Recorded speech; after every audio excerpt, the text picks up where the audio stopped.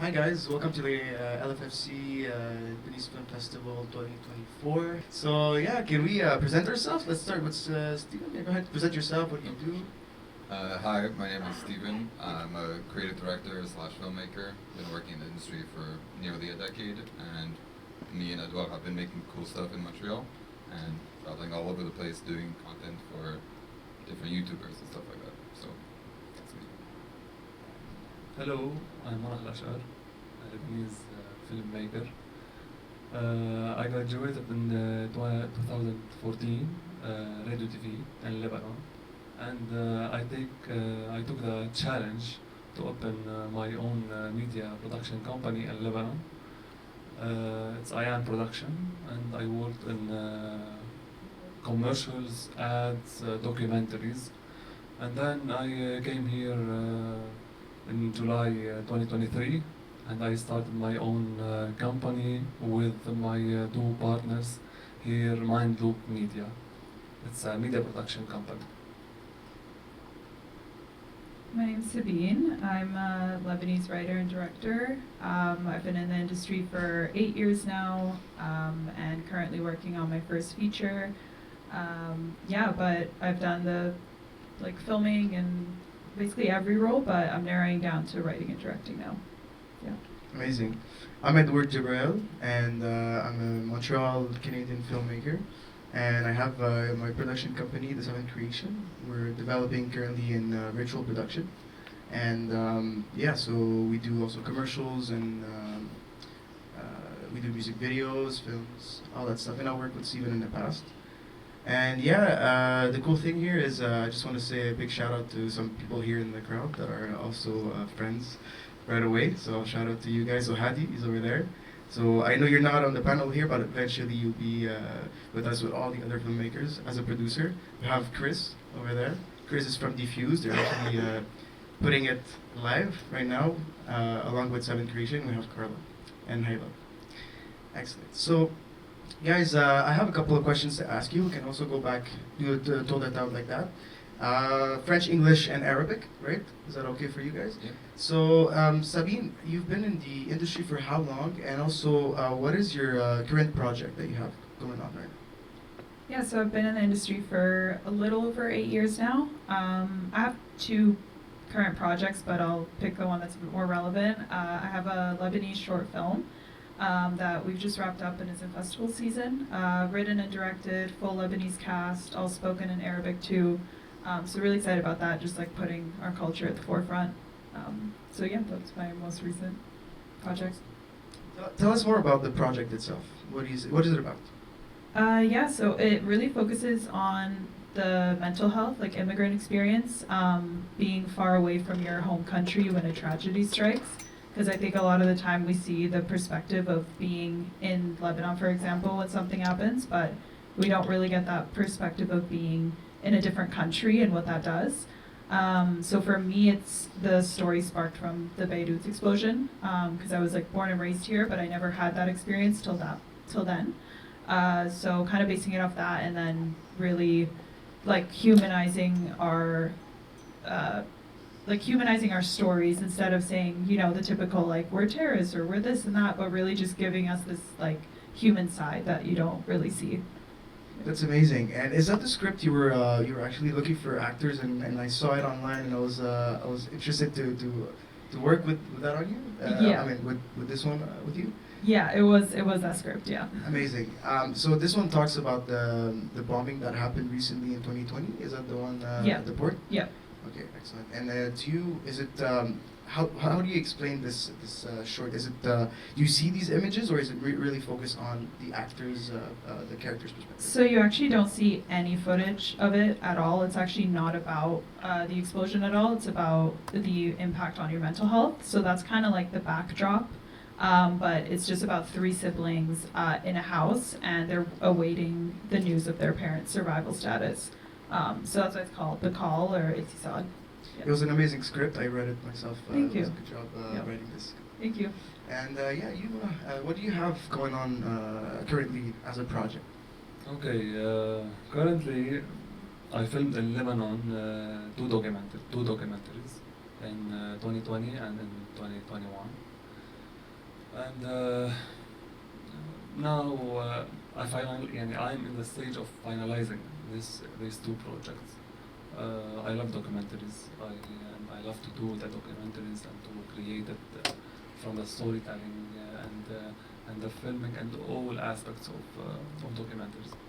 So I'm in this stage, and you know, as a filmmaker, everyone think about his feature film, his feature documentary, or any project for him to do it.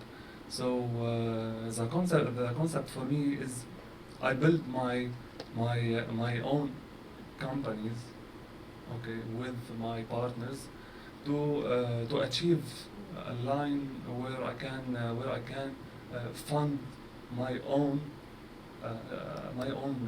documentaries under my media production house. So this is my plan, and I have these two documentaries. Hopefully for next year I can be in LFF, for example, or any other film festival. Inshallah. It looks interesting. You talked about it earlier, and I thought it was a great perspective, especially the series you're working on. Can you tell us more about that series? Okay,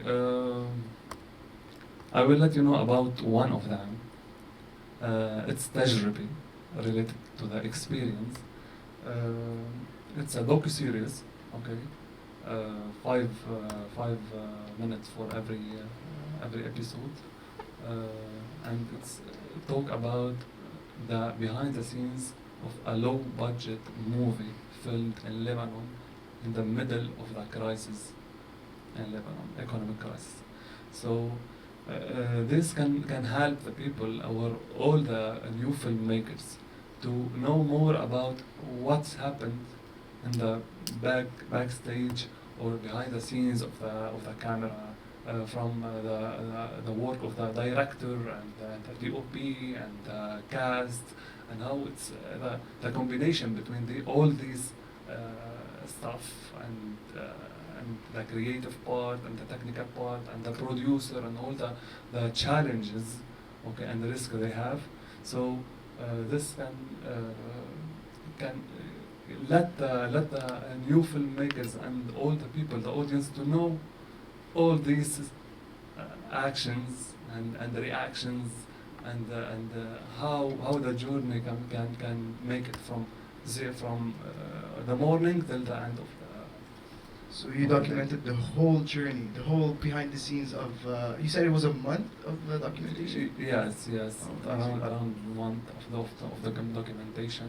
So the movie, the director and the actors lived together in the location for 1 month before they started film the movie. So I I made the documentation of all this process. Okay, this is a new concept, and I think that most of the filmmakers, because they have a problem to have the fund, okay, for a big movies.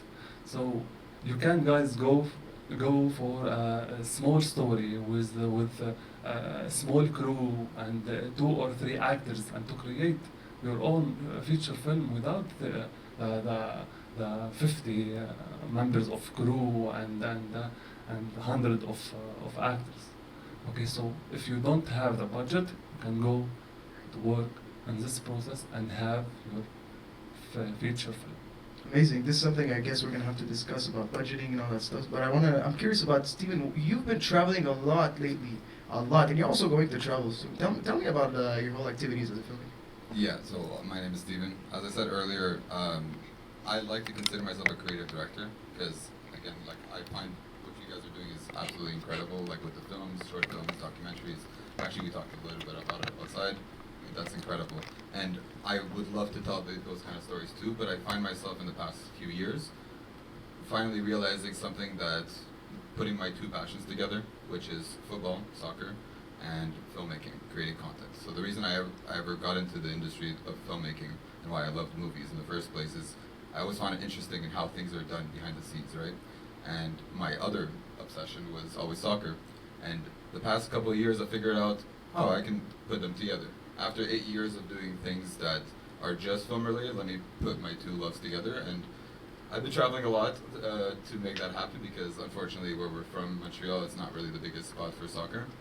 Though there is a beautiful story behind the fans here and the actual soccer team as a whole, how this team is functioning through the ups and downs of the ultras. Recently on my Instagram, I actually went inside of the ultras, the guys who throw fire and flags and stuff like that, and I like the documentary aspect of telling a story, and that's kind of the trajectory I want to take this love of soccer and content together.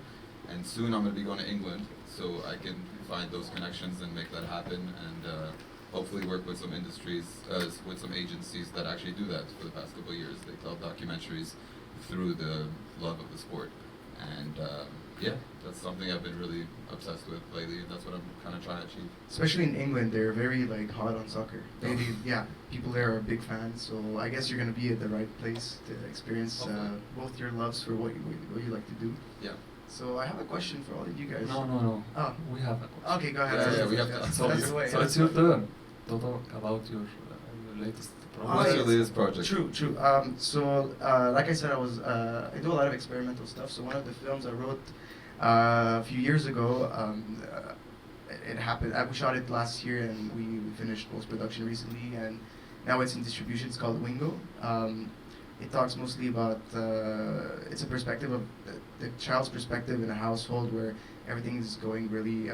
It's really like a toxic household, and the kid has objectives to. He's got an objective to accomplish, but he sees it through this one character called Wingo, which is his alter ego / imaginary friend that guides him to do something that's impossible.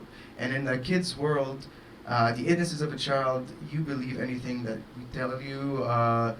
There's also that Peter Pan aspect. You know, when they say you have to really have a positive thought, and then you believe in all that stuff, and a little bit of pixie dust, everything will happen, right? So I guess kids have this thing to just understand what pixie dust mean in a adult world, and the consequences behind the child's. The parents have a lot of responsibility over how the kids' life and understanding of life is. So it's like showing to the world we're responsible for what we put in the kids' head. I have a quick question. Yes, go ahead. So obviously, I'm close with you, and I was along with you for the whole step of like this whole journey from this development, the script, the shooting, and everything. I didn't have the pleasure to be on set, of course, like you said, traveling a lot. But I have a question. So through this whole process, and I know this is like the big baby that you've been, like working on for so many years. What was like maybe a big challenge of yours? Because I know about some of them. What was the hardest thing, whether it be development, maybe finding the connections, or the actual on-set experience, or right now with the festival run? That challenge kind of connects with whatever you guys said, especially Monah. You said that when you finance your own project, it's obviously you're gonna do so many things around it, right? So you're gonna put your heart and soul in every aspect.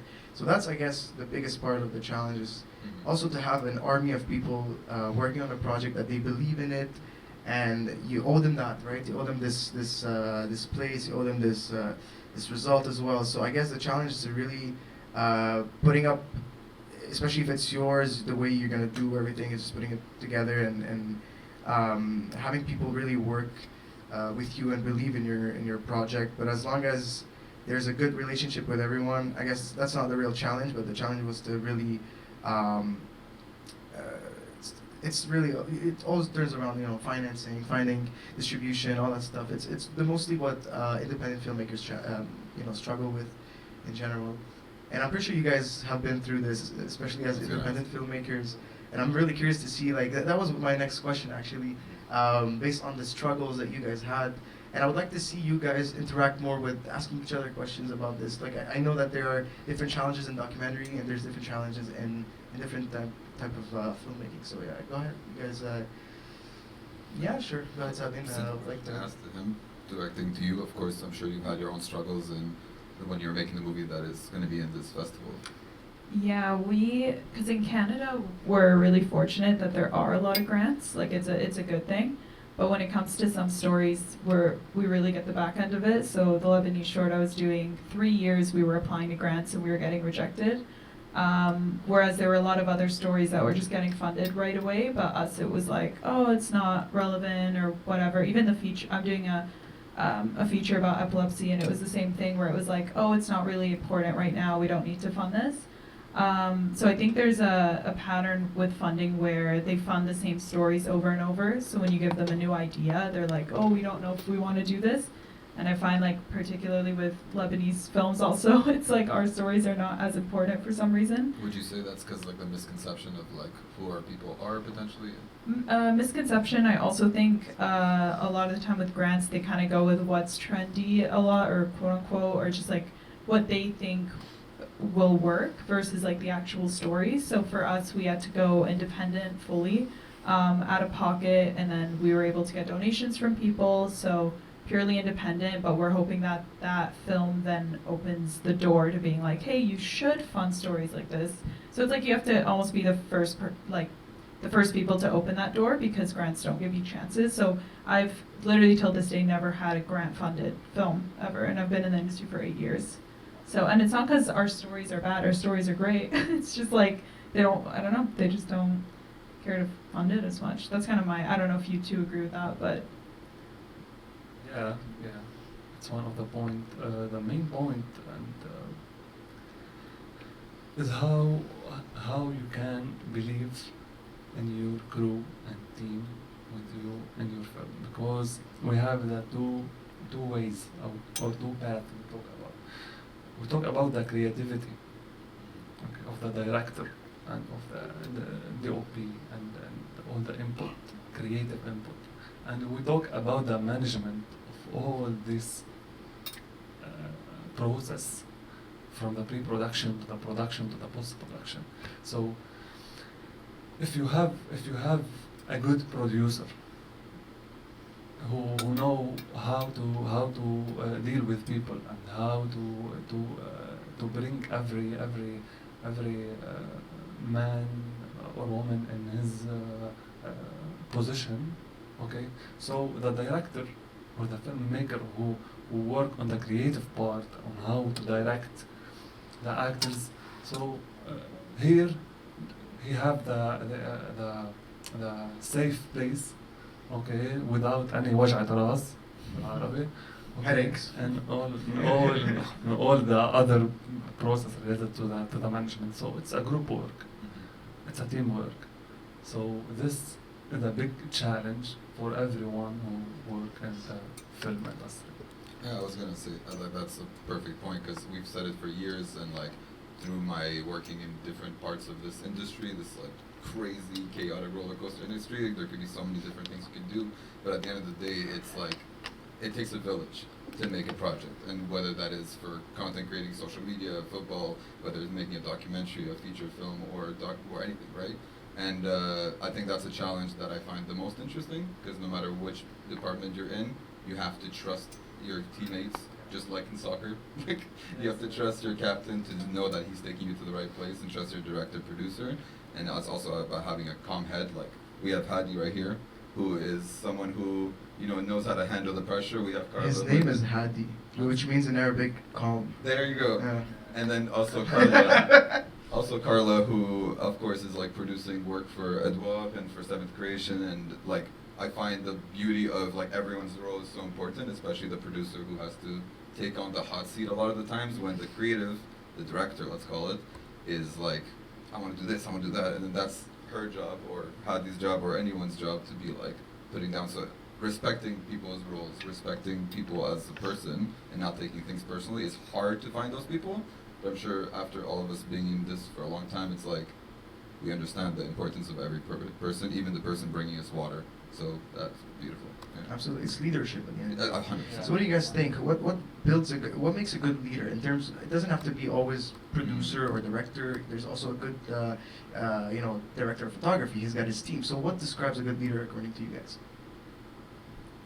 I think it's a mix. One thing is being able to communicate well and listening to other people, and collaboration.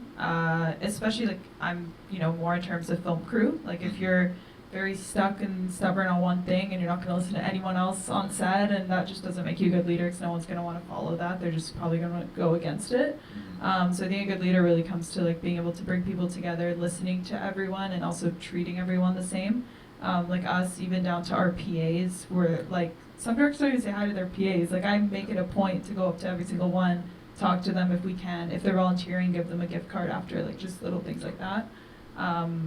Yeah, so versus like thinking you're up ahead in the hierarchy, but bringing yourself down sometimes, I think makes a good leader. Yeah, I've had an experience. I just want to share one experience that I had that shows the complete opposite of that, because that is so important. Leadership, communication, even just forget filmmaking, just like how much art, like who are you as a person, right? Some people sometimes don't really care about what your creativity, especially if it's on set and they have no role in that, but they just want to follow you for, like, because you're a passionate person, because you're a good person, right? Sometimes people work for, at least my experience working with Israel, I've always wanted to work with Israel because forget the passion and the creativity, he's just a cool guy, I want to work with him, so there's that aspect. But I've had an experience where it's like, you're welcome. I've worked with people who are 25 years into this industry and they treated their crew members like garbage. And that's the kind of person that I don't care how good you are, I don't want to work with you. You know, so there are the people like that, so something to stay away from, I guess. Yeah. I was also going to say, sorry if I'm talking too much, I was going to say also something that maybe is thing that maybe we don't think about right away, because of course communication leadership is huge and defines what a leader is. But I think also someone who has like a lot of passion for what they do is something that I kind of go towards. Because if you really care so much about what you do and you will do anything to get there, whether it's tomorrow or in like a month or in a year and years and down the line, I want to follow that person, right? Of course, everything plays into it and who you are as a person, of course, but like, I don't like working with people who, they're like, oh, they're like second guessing their own ideas. And they're like, oh, this is possible, it's not possible. Like, I want to work with someone who's ready to go to the moon with their project, you know? And that's why I've worked with him, why I've worked with a lot of people. I feel like why people work with me is because I sometimes care too much about what I do. And of course you have to sit down and balance that, but that's a big part, I find, why we do what we do, right? I've had someone walk to me and they're like, what's your zodiac sign?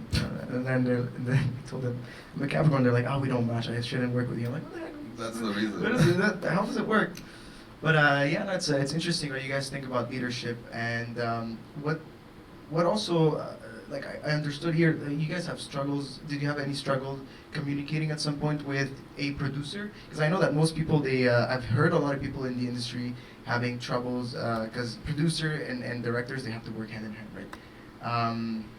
And how often did you guys get into this situation where it was really hard to make sure that everything works well? Because producers, they talk about it, it's all about the budget, and directors, it's all about the vision, right? So where do you see, guys, did it ever clash in your life when that happened?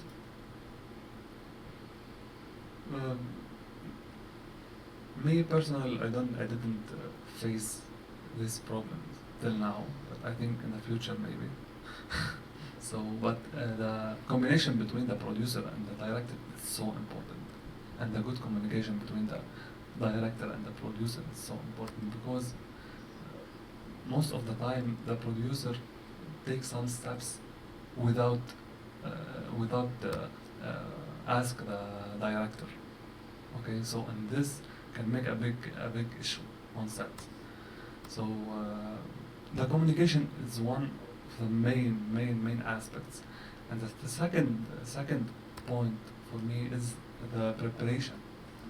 The good preparation from the producer and the director with a good and strong communication can help a lot on sets. So, How about you, Sabine? You've worked with producers in the past. I've been fortunate. I haven't had a bad experience with a producer yet, but I also learned to go with producers that have the same drive as me, and like how you're saying passion. Like for the feature doc, the producer I got on board, she's never done a feature, but from our first meeting I was like, oh, you want this as bad as I do? And we've done more in 5 months than have been done in 4 years, so I kind of go for more of that. But no, I've been lucky. I haven't had a bad experience with a producer. Yeah, that's exactly why I was saying the passion part. It's like, I'd rather work with someone who's maybe less experienced, but if you care and you want to do it so badly, like I know you're going to be with me, good or bad, right? I wanted to ask a question actually for everybody. Is my mic? Yeah. Okay. We were talking about this before this all started. Where do you kind of see this industry, and like maybe especially with like the Lebanese filmmakers, and whether it's young or where we are or older than us, like, is there something that you feel like is coming, or it's where we're taking it? And tell me kind of what you think about it. Sabine, go ahead. I think there's going to be a new wave of Lebanese cinema, almost like a new generation of it, and I think largely to do with Nadine Lebeke, honestly. Just having her now reach the mainstream and being on big jury panels, like that's a very big move for us. So I feel like there's going to be a wave because we always get the back end and our stories are not taken seriously. And that's what I hope to see. I hope to see like, hey, we should fund more Lebanese films. Hey, we should, listen to these stories more. So that's where I hope to see it. And I think it'll take time, but I think we're going to start getting there because I think she's opening those doors for a lot of us. 100% agree. I believe the future is very, very promising here, especially with the Lebanese community. It's growing. Every day I meet new people. And also the fun part is, every time I go to a Lebanese place, there's a new person that just came from Lebanon, which is great because this is where you get to discover the potential. And my team is filled with a bunch of different people, but there's a lot of Lebanese people. And the cool thing about that is you see the potential of these artists, and my objective with these guys, or they just have this vision for themselves. And the first reflex that I have going to discuss to them, we're talking about a project, is asking them what they want to see. What is it that they love to do? Because there's a lot of stuff that we don't have, especially in our country. We always shut us up, right? I feel like we don't have this place to express ourselves fully. And I believe that Canada is a place that you can do that. You can do this, funded or not. You can always go with a bunch of creatives and go like all in their own vision, right? And it kind of follows, and we share that energy with each other. And I think the future is that it's the community of all this potential coming together and forming the biggest, the biggest projects. Let's say we all collaborate on a big project. This is already something that's big in for the community. So I think it's all about collaborative things. It's all about exploiting the right potential, letting people express themselves, and the fundings will definitely come because that attracts a lot of attention. That attracts a lot of people want to be part of something big like that. They also want to feel that they're part of something in general. I'm pretty sure that applies to anyone who's in the film industry. They all wanted to do something because they were mesmerized by that field first. I'm pretty sure one of you here wanted to be an actor when they were young. Sabine, did you want to be an actress when you were young? Probably. I mean, it has to spark in everyone somehow, yeah. right? So being part of something bigger than ourselves is being together and doing something bigger together, right? So I think that's the future. This is the future of what's building going a on. community of Lebanese filmmakers here in Canada can help us a lot because we have a lot of skills and a lot of opportunities. So the collaboration and the community, to create a community, and I think we do it in our companies. We build this community, and these events like this can help us a lot to make a strong community more to work together. 100%. And I was to work and to work on Lebanese films and the Arabic language. 100%. I was gonna say, just jumping off of that is also telling our stories, because at the end of the day, Lebanese, especially in Canada, we have similar stories. We've what your movie kind of expresses of how we felt. Watching your movie, I'm assuming I can already relate to it, just knowing how I felt when that bomb went off, or the stories that my dad has told me in the past, or what's going on even to this day, or what's going to happen down the line. We feel like a certain guilt or whatever, and maybe we can relate to each other. So I'm sure that's the same feeling with, honestly, Lebanese or not, every immigrant can understand, especially in the Middle East and what's going on there. And at the end of the day, I feel like it doesn't matter if it's a movie, if it's a story, a book, me making social media content, or just through photography. You can tell a story in 1,000 different ways, right? And at the end of the day, being Lebanese and being proud of where you're from, and also being proud that we're Canadian and we're living here, we have the privilege to do something that maybe our people back there don't have all the tools to do, but at the end of the day, we all have similar stories, and we all want to share that, and I think that's beautiful, right? And thank you guys. You guys are paving the way here. You have to be aware of the responsibility that we have. I don't want it to feel like it's oh my God, I'm responsible now. But just be aware that when I asked this question the other day in a different festival, I asked this guy, I was like, how often do you sit down and listen to someone for 2 hours?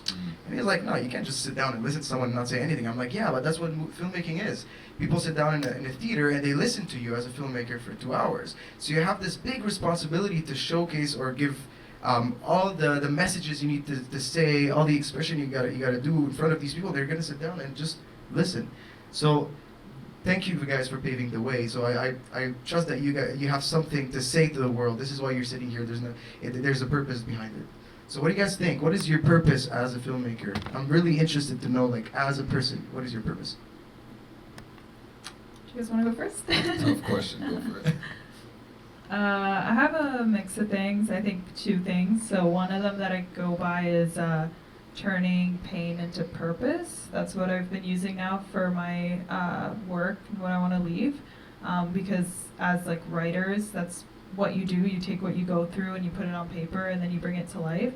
That's one. And then I think the second is about opening doors for other people because we don't have that. It's like being one of the stepping stones to be able to do that for other people. So those would be my 2. Yeah. I'm gonna go on to him. I need a minute. Anthony. Okay, so these are 2 main points, are good points for any filmmaker. Our responsibility for me is to reflect the stories, the trauma, the needs, the culture, the society problems, to the audience. So we should focus on reflect the reality of what we are facing in our community and in our areas to the audience. Okay, in a reality way, literally use the same aspect and the same stories and the same word. Okay, we know it and we live it in the floor in our area to the audience. This is the main thing. It's like teaching the world. It's like yes, educating because the world. Yeah. because a lot of people don't know really what it's going in every country, in every street, in every community, in every family. So it's our role to do it. Absolutely. I mean, sort of similar to what they both kind of said, but I think if the question is like, what's your purpose? I feel like I've, like, in my heart of hearts, since I was a kid, I've always just wanted to share stories, whether it's my story, whether it's someone else's story, whether it's sports or it's film. Like, I love creating and just sharing things, and I feel like even since I was a kid, I've always had a camera at some point and like taking pictures through film, disposable, digital, social media. As you know, like, I never really like was honed in on one subject, but I feel like telling our story as Lebanese people is beautiful, and I think that could be translated in many different ways. And I think even like, again, maybe not as much people know about football as I do, but there's a beautiful story with Lebanese football right now happening, and especially like Palestinian football happening right now. There is so many stories to tell, and I feel some sort of responsibility to be able to say that, especially with my passion and experience I've had through the world of like creating content, and I really want to hone in on that. That's kind of my objective in the next coming years, I feel. Now you tell us. It's interesting what you're saying there. Because I've had this discussion with Steven in the past, and he had a lot of stories to tell about what stuff happens in football and how many struggles there is, especially. Do you want to talk about this idea you had, or is it something that you want to keep in the? Can you elaborate again? I remember you were discussing about a script you wanted to write about. About soccer. Yeah. I know there's a theme in there that was really interesting. That I feel like there's a lot of purpose to it. Do you want to talk about?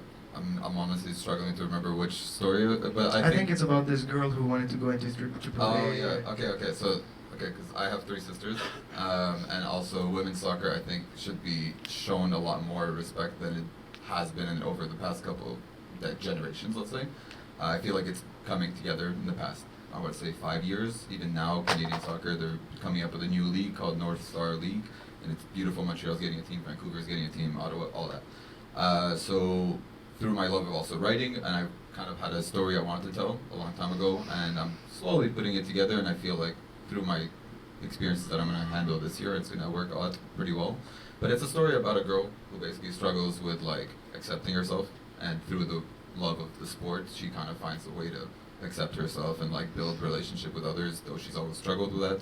That's a reflection of how I've been growing up, and it's like telling our reality as like feeling like outsiders. Especially I have always been like, I'm too Canadian when I go to Lebanon, but I'm too Lebanese when I'm here, that kind of reality. So I wanted to reflect that in also using soccer.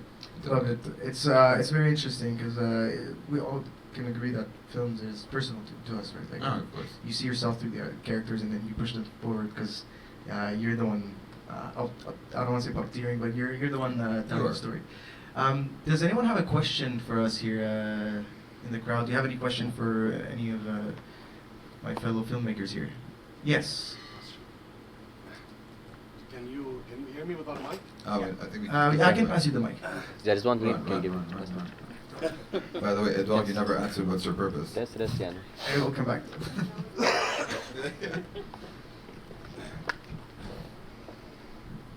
Hi guys, I'm Monah's partner. My name is Bayan.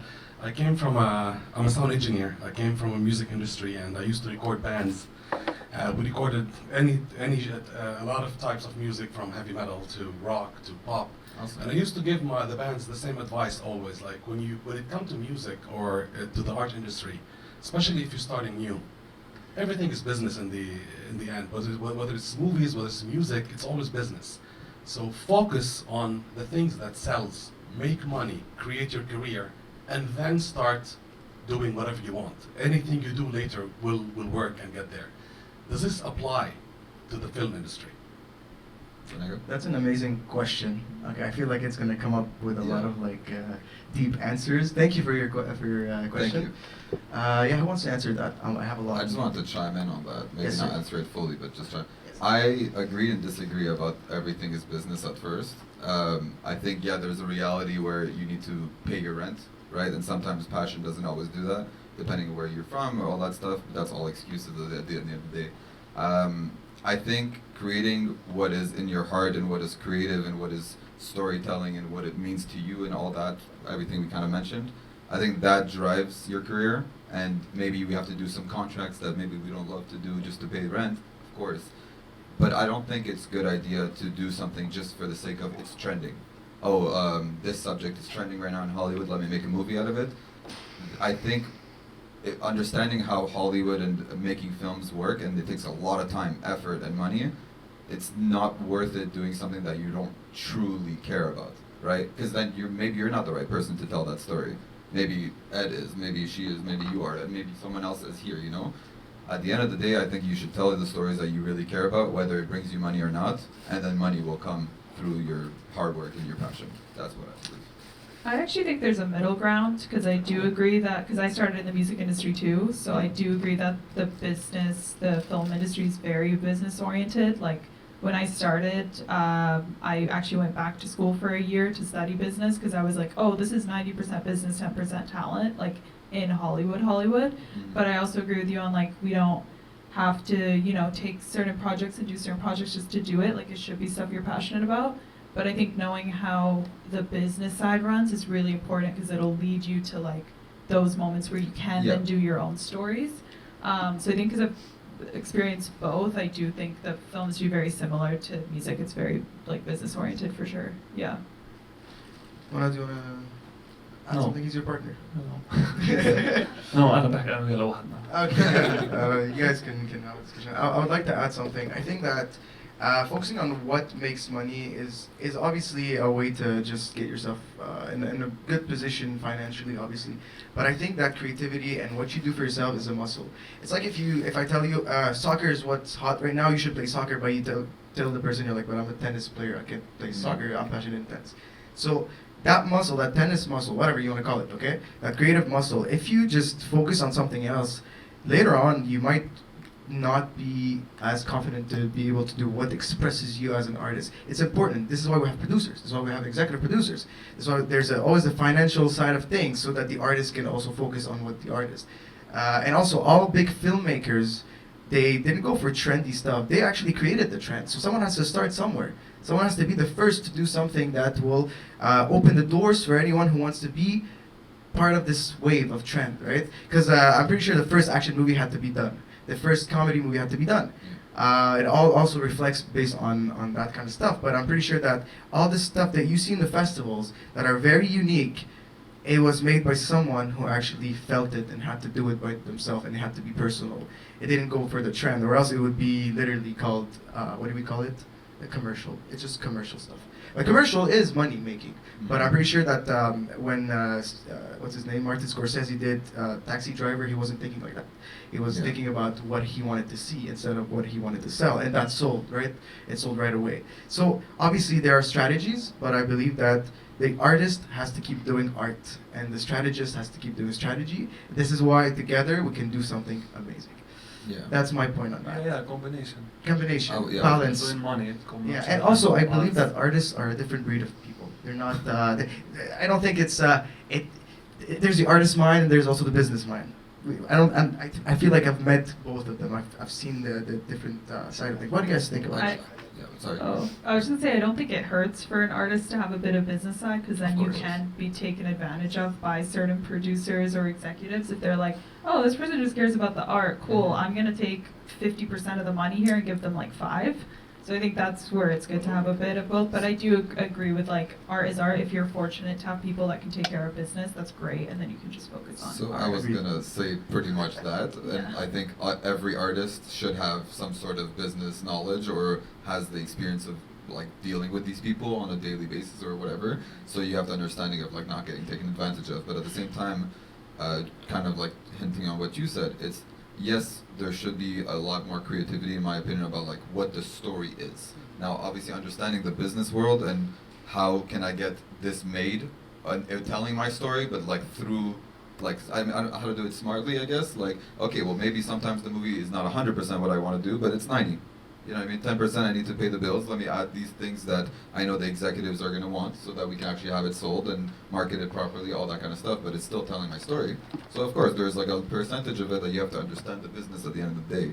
And that goes also, forget movies, it goes making commercials. If you're making a Coca-Cola commercial, I'm sorry, you're not going to tell your story 100%, but there is a story to be told in everything, whether it's a commercial, music video, and all that. Right? Absolutely. Anyone else has a question, or do you guys want to answer? Yes? Yes, Hadi? Can you pass me the mic? Run. I think I heard my name earlier. There you go, Hadi. You can pass it on. Not to whoever wants to talk. Yeah. Sorry. One more time? Hello. Yes. Yeah, you are. My question is more for Monah. There's a little bit of under the radar criticism about the topics discussed in Lebanese movies.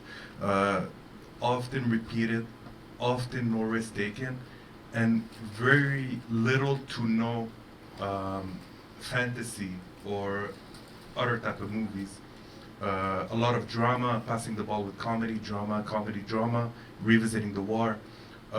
What do you think about it, and is it time maybe to get stories out of Lebanon that are more, geared towards fantasy or more geared towards box office? Because it goes back to the business side of things, where, there's things that are cool and they need to be created and there are more personal projects, but the business and the movie theaters, they gotta sell out, they gotta pack it.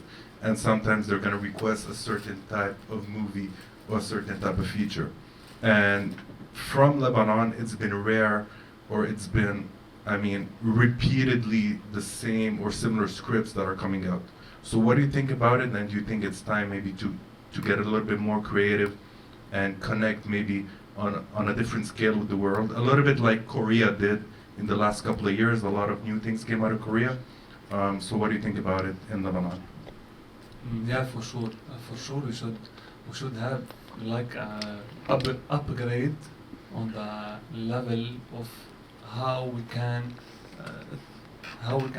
reflect the stories, the reality, but in a little bit changing the mood, the styling, how we can think about the story and how we can direct it and how we can let the idea goes to the audience in another way. Okay, it's one of the main target, I think, for the new filmmakers like us in here or in Lebanon or in any country, okay, in the world, to work on this process. It's a good idea and it's a good question. And then because we have some good movies that are going internationally and it's filmed in Lebanon. Okay. So why not to be more creative in some aspects during our production phase? Why not? Yeah. I like what you said about it should still be similar stories, but told in a different way, right? Yeah. The reality. Yeah, that's what reality. I was gonna say. So we should talk about the traumas the Lebanese people have. Yeah, because movies are, in a way, a reflection of the society and like the country that you live in, right? So I wouldn't want, for example, Star Wars to be made in Lebanon. You know what I mean? Why not? I mean, you could make a sci-fi sort of flick, but still tell the stories and the meaning, and like the theme of what's going on in Lebanon. It would make no sense to have a rom-com with nothing talking about what's actually happening. You know what I mean? So, of course, like in Korea right now, their economy, their situation is completely different, so hence why they have the freedom to do this. That's why Hollywood, and for years, we get bored of telling, like during the war, you're not going to see a comedy during the war. World War II, they were making black and white movies that were more depressing during the Civil War and all that kind of stuff. So it's a reflection. Sorry. I want to add to that. You can't satisfy everyone, That's and true. as a writer, you have to write what you're feeling. And if you're feeling a certain way, and unfortunately reflects what the realities are right now in Lebanon, then that's what you're going to write. It would be lovely to have more upbeat and happier, mainstream stuff. But I also think you do need these shorter ones to get out there more, to then be like, okay, what else is there to your culture? And then you can open those doors to like the blockbuster mainstream. But at the end of the day, like a writer's a writer, they're gonna write what they're feeling in the moment. And you can have both. Like I'm currently writing a show that's more about, being a kid of immigrant and like what it's like to grow up, but kind of more in a lighthearted, like funny way, but also having that deep side, But then at the same time, like the short I'm doing, unfortunately, it does reflect like what's happening now. So it kind of varies, but yeah. What you guys said and remind me of Jojo Rabbit, and also La Vita Bella, whatever the movie with the Italian movie. Yeah, it was black and white, but it happened in World War II. It's like taking the irony of things and putting it in a very serious setup. And also, just that last question, I think we have like 5 minutes, but you guys, what do you think about discussing different genres, kind of like what Hadi was saying, but for the Lebanese film industry? For instance, would you see a sci-fi happening in the near future, or a horror film? We don't see that kind of stuff a lot in Lebanon. So what do you guys think? Comedy, there is comedy. There's a lot of comedy and drama, but we don't see that. Maybe fantasy. I would like to see like a what's it called, like a Dumbledore, Lebanese Dumbledore. No, you don't want to see that, or like a like a big wizard, Lebanese big wizard. Yeah, you can do that. Go for it. Yeah, I'm not a big wizard, but I can. We could definitely. What do you guys think about these themes, just for genres, Lebanese film? I think there should be, like, I think, but again, that'll come with time, but why not? Like, even if the story's not, like, doesn't take place in Lebanon, but it's a sci-fi that stars Lebanese characters, and they speak a bit in Arabic and English, like, stuff like that. So I think, why not, like, open those doors, because then that's what makes us mainstream, more mainstream. Do you think it's mainstream? I've seen very cool, like, interesting sci-fi movies in festivals that are completely non-mainstream, but they have this, it's still sci-fi. I feel like there has its own thing. I think it's like the Son of Man kind of. I think like if you're talking about things that are made in Lebanon from Lebanese people and not like Lebanese people making something in Canada, there's two different circumstances. But like if you're making stories for Lebanon, I think you have to understand the people in Lebanon what they would want to watch too. Absolutely. Like if I'm going through tragedy, yes, I would love to watch a Harry Potter movie and stuff like that, but at the same time it's not really a reflection of how I feel. And if my people are telling that story, I want to see what my people are saying, kind of thing, you know? So I think down the line we can get to that point where we're making sci-fi comedies, and there is comedies of course, but I think, I had something in my head I was going to say, I forgot.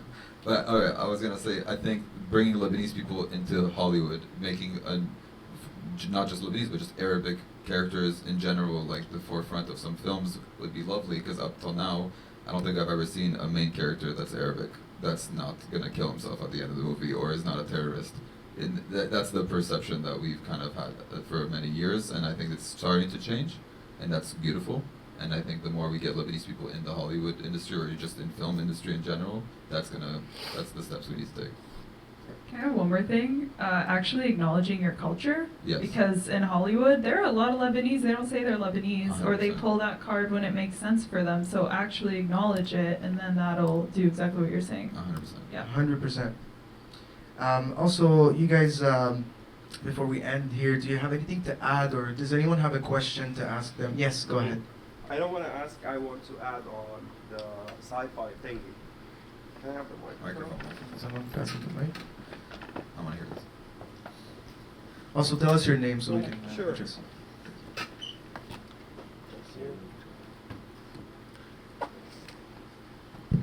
Hello, my name is Ala. I'm Hello. Monah partners as well.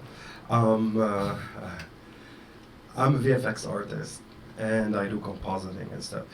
To add in regards to the why in Lebanon they're still so poor in sci-fi movies.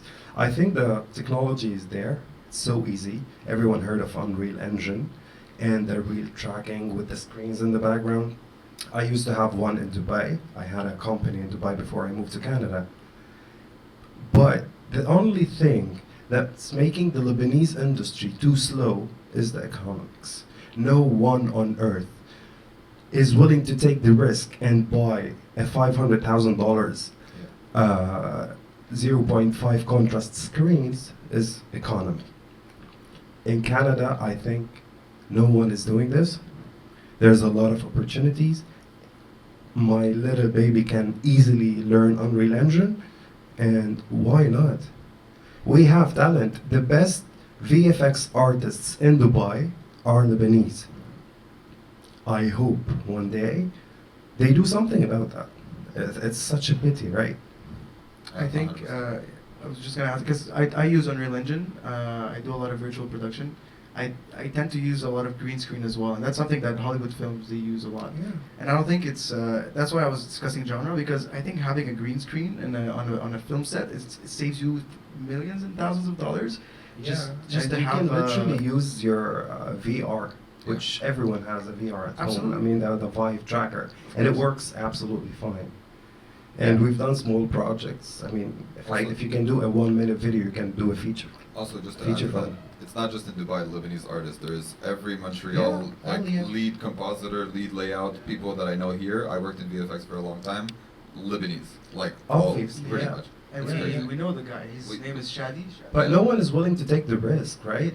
That Don't worry about it. That's why we're here. We're the risk takers That's here. what we're here for, That's yeah. why we're here, man. I hope, man. I hope you shake yeah, the media. yeah. Look, to be honest, me, Monah, and Bayan, we took the initiative. You know these trendy videos that, like, I don't know, a flying pizza.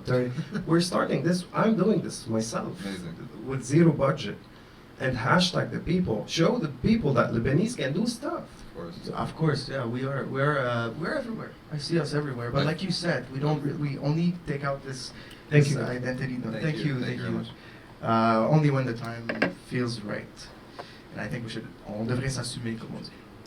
We should Anyway, put it on guys, more, like yeah. I said, anyone want to add something? You want to thank the festival? Thank you, Hi Love. Thank you, Thank you, Ella. Chris.